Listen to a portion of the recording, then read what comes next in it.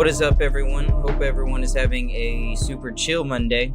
I think we can all collectively take a deep breath after what was a stressful week, rather.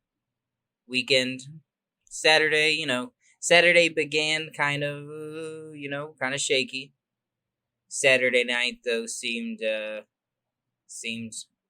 a victory for the Democratic Party was secured. And while we won't get too political here, what I will say is that, honestly, looking at it completely objectively, this is the best result for both parties. If you take a step back, this is the best result for both parties. The Democrats' main priority, their primary objective, was to get Donald Trump out.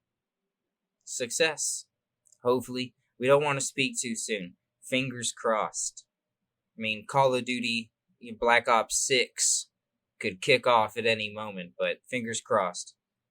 And the Republicans, you lose the executive branch. Granted. Bummer. But you have Senate majority, I believe, and you control the judicial branch. The Democrats control the House and the executive branch. Republicans control the judicial branch and the Senate. It's literally even Stevens. So hopefully now, with the scales perfectly balanced, everything can relax. A collective sigh in the month of November. Thanksgiving. Perfect time. Perfect time to just chill out. Now, what we would normally do on this podcast, we would be recapping the Rams game, the Rams victory that would have happened yesterday, Sunday. But this was the bye week. Rams had no opponent, but we can do a Rams preview. Who are the Rams playing this upcoming Sunday? Well, it is our most vaunted, our most hated rival, the Dwight to our Jim, the Lex Luthor to our Superman, the cranberry sauce to our cranberry juice, the Seattle Seahawks, the Seattle Stinkhawks, nice, versus our LA Rams. Seattle today played Buffalo, and it was actually a super dope game. I am remiss to give Seattle any sort of compliments or praise whatsoever. But what we will do is we shall briefly skim over their riffraff of a team. So they lose to the Buffalo Bills 44-34. Russell Wilson, probably your front runner for MVP. Even though today he had one of his more lackluster days, still 390 yards, damn near a first down per completion average, 2 touchdowns. But here is the caveat. Here is the sauce to beating Russell Wilson. 5 sacks. The Buffalo Bills got 5 sacks on Russell Wilson. They pressured him all night. Forced him to throw some not so accurate balls. Allowed Buffalo to get 2 interceptions. Tre'Davious White, Jordan Poyer. Hopefully we can do that. We being the LA Rams. We are a top 5 team in sacks, and obviously, when we're talking about our defense, we're talking about Aaron Donald, but not just Aaron Donald. I think collectively we're having a much better year, especially Leonard Floyd. He was a collection this year in the off season. We picked him up from Chicago. 4 sacks this year. He's balling out. Taylor Rapp is having a really solid year. He's filling in for Jordan Fuller, who had gone down previous this year with injury. Taylor Rapp stepped up in a major way. Right now he's 4th in tackles on our team. 1 interception, 1 forced fumble. And he always seems to be in the scrum. He's a pursuit player. When I was playing football in high school, we would do this pursuit drill where, we would all just collectively run to one point. And our coach at the time, Coach Jones, he would, he would just go, pursuit, pursuit, pursuit. Taylor Rapp is a pursuit player. Front to back, I think our defense is better than Buffalo's. We were able to hold, doing quote unquote MMA math doesn't always add up, but we do have a common opponent. When the Rams played the Buffalo Bills, they did beat us, but they literally beat us on one play. One play separated that game. And our defense was able to hold Buffalo in the second half dramatically different than how they were playing in the first half. So I like our chances. We always play Seattle tough, too. I think Sean McVay's overall record, our overall record against Seattle, I think it's like 4-2 under the Sean McVay era. If we don't sweep Seattle, we always split the series against them. So I'm thinking we'll get the dub here. I like our chances. I really do.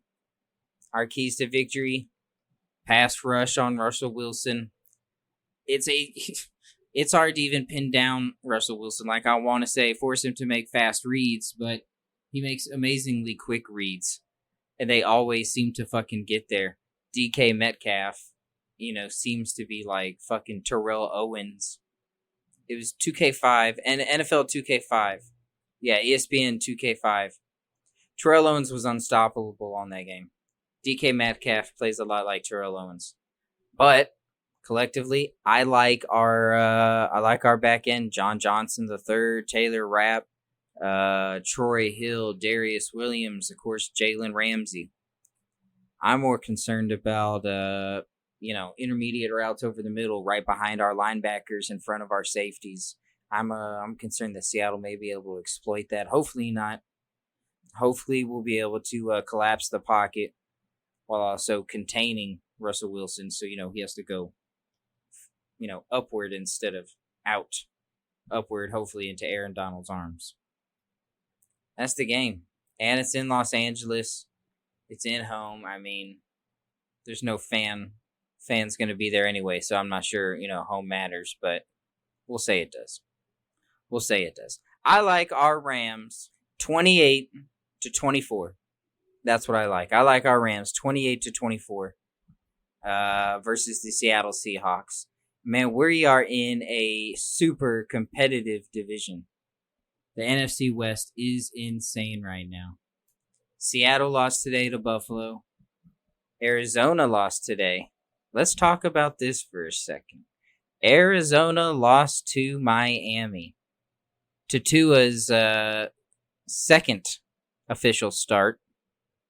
They lose to the Miami Dolphins 34-31. And the big Tua, as I'm calling him. These are some pretty dope stats for a second game. 20 for 28, 248 yards, 2 touchdowns, 7 carries for 35 yards, 5 yards per carry.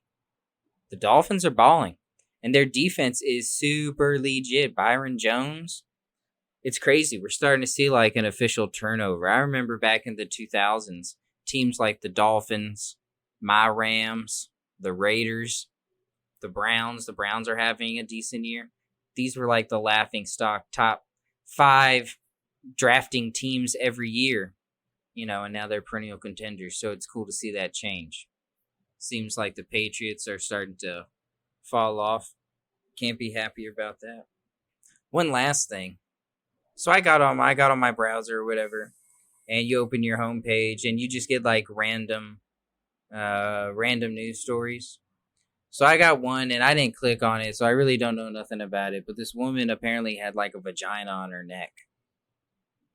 I guess, I don't know. I didn't click on it, but I'm presuming that, the doctor removed it or did whatever the lady wanted. But, vagina on the neck. An extra set of genitals on the body. That's probably not a person that goes to church often. No one wants to wear a scarf indoors for 2 hours. You got to think. Vagina on the neck, on the throat. She probably gets a yeast infection every fall. And that's definitely not someone who hangs around your public library. You're supposed to be quiet in there. Sitting next to her is probably sitting next to Darth Vader. I can't imagine. Reckon if I had an extra unit, I don't know where I would want it. Probably on my chest. I'd wear testicles like pasties, and I'd only live where it's cold. But on that note, pretty relaxed episode here, November 8th, 2020. Just want to close out by saying, everybody, let's start looking at each other as friends, as human beings, as neighbors again. That's the important thing. To start looking at each other as neighbors again. Not red, not blue, neighbors. When I used to live in Hopkinsville, Kentucky, and I'd go to the Dodge store to get some fried chicken. The best to-go chicken. On the go, to go. Ready to go. Hot, spicy chicken. Box chicken. Dodge store fried chicken, Hopkinsville, Kentucky. But when I would go there, I would have a conversation with the lady or the old man or whoever was working there, Hey, how's your day? My day's good. How's yours? Yada, yada, yada. Let's get back to that.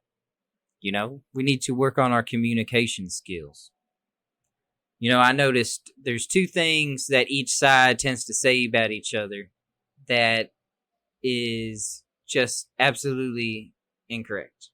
And if we can get past this assumption, I think that we could find some common ground.